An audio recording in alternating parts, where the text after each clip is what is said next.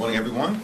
Morning. In the remaining few weeks, House Democrats look forward to finishing up the National Defense Authorization Act and doing it in a strongly bipartisan way, as should always be done in connection with our national security interests and protecting the safety and security of the American people.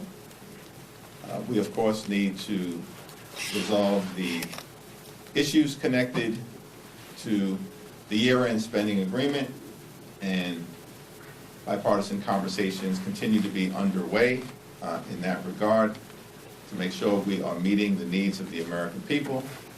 We, of course, have to address the looming expiration of the Farm Bill, and that issue must also be dealt with in a bipartisan way and in a manner consistent with protecting farmers, protecting the agricultural industry, and protecting nutritional assistance for vulnerable Americans.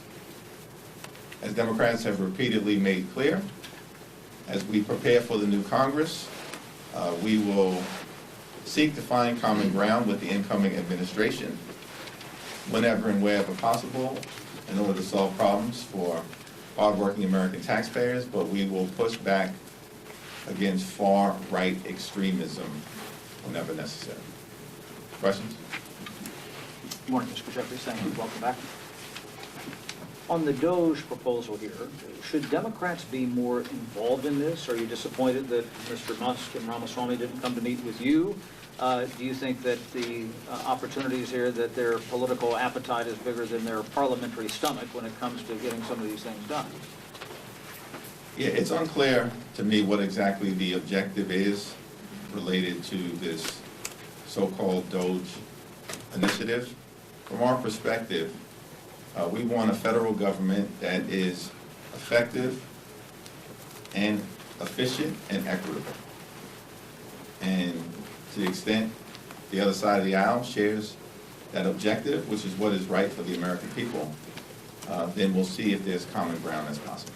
But does it worry you about the idea that they're doing this just with these two guys who aren't part of the government, who don't have experience directly in understanding discretionary, non-discretionary spending, and therefore should Democrats be directly involved and say, look, you know, we don't want wasteful fraud and abuse, but... Democrats will, of course, have to be directly involved to the extent that there is any legislative aspect of this, and we will, by necessity, be engaged because it's clear that the incoming House Republican majority will not be able to do much without us.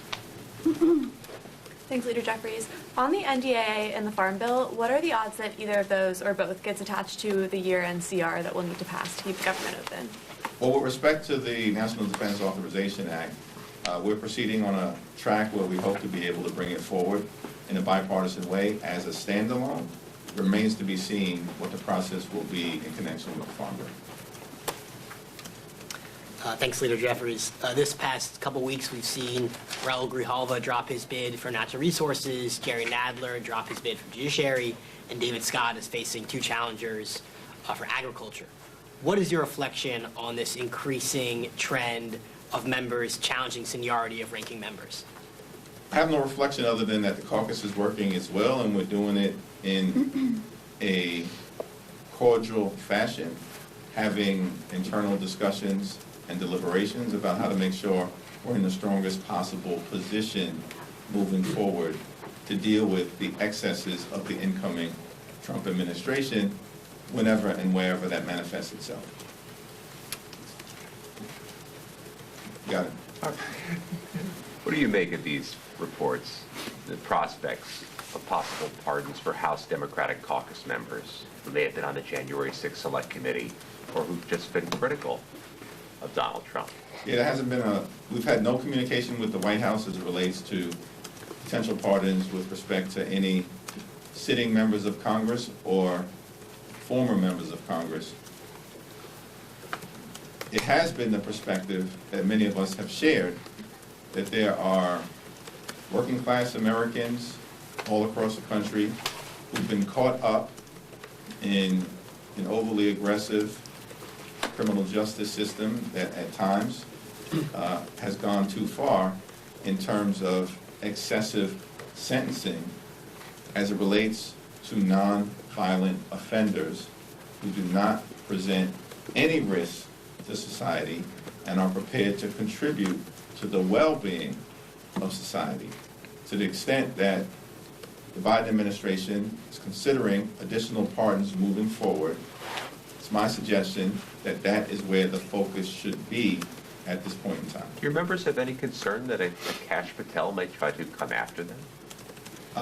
Members are in a position to speak for themselves, but I don't think we're prepared to do our jobs and we will not be intimidated. Thank you, Leader Jeffries. With the election behind us and considering it's now already the end of the year, how do you envision the future of Democratic Party? Well, you know, we look forward to continuing to do the people's business in the new Congress. And as we've repeatedly indicated, we're going to fight hard to make a difference in the lives of the American people.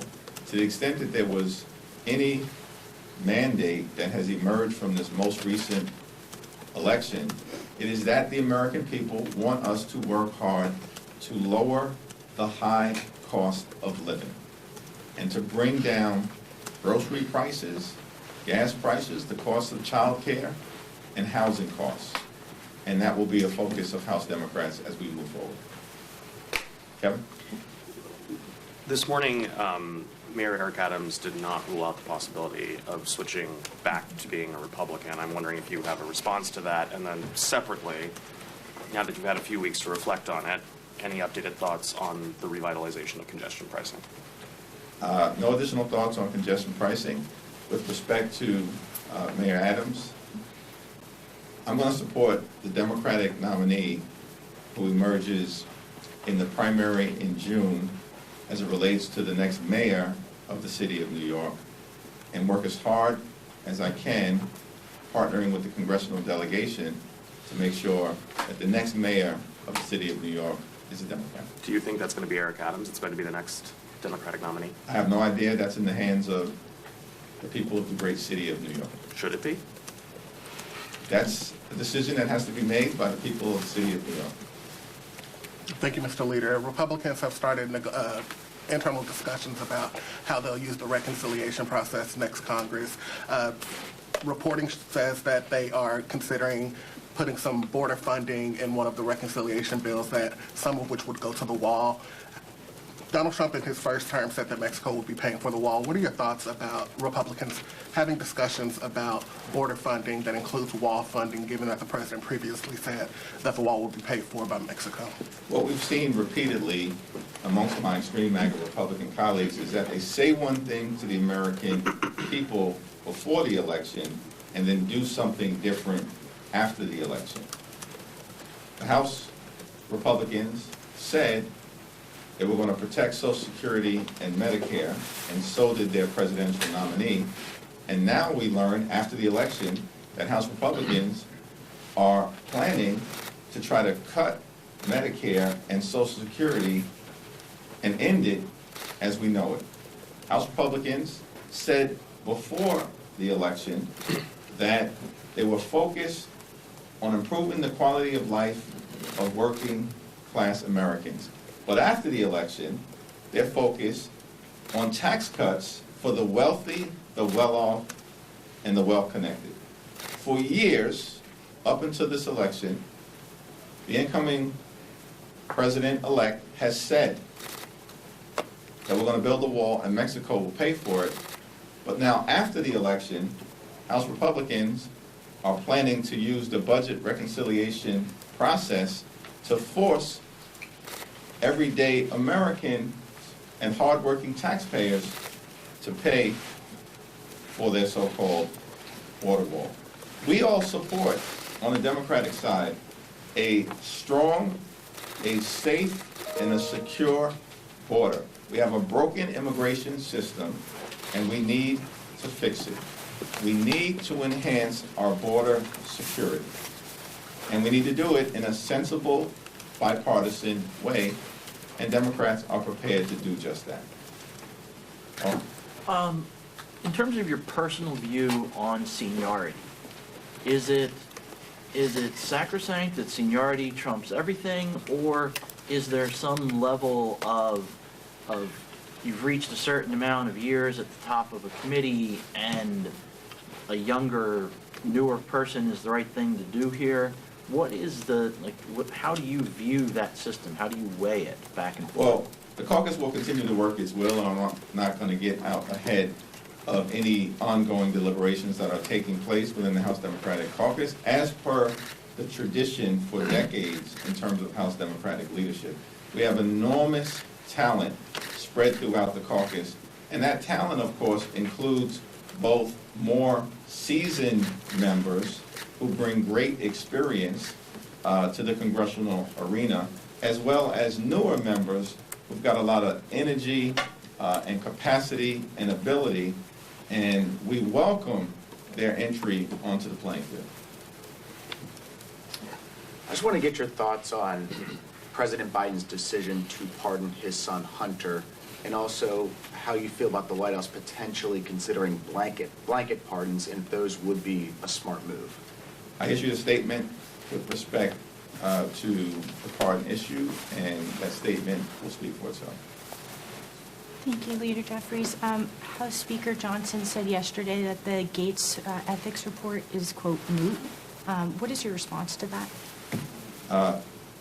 With respect to the Gates report, it's an ongoing matter of public interest, as has been expressed by many. We'll see whether our former colleague is presented for any additional positions with the incoming Trump administration, and to the extent that occurs, it certainly is not a moot matter. It's a matter of interest to the American people, and any senators from the Democratic or Republican side who may be asked to vote on any confirmation or weigh in on their perspective with respect to who is best positioned to serve the American people in the new administration.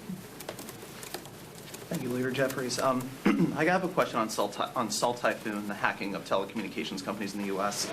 Has your office been affected by this hack, and has this been brought up in your caucus in any discussions? We're in the midst of ongoing discussions that are classified in nature as it relates to that matter, and so I'm not at liberty to have any discussions, but it is a matter of significant congressional interest, and it's my expectation that those ongoing classified discussions will continue to occur.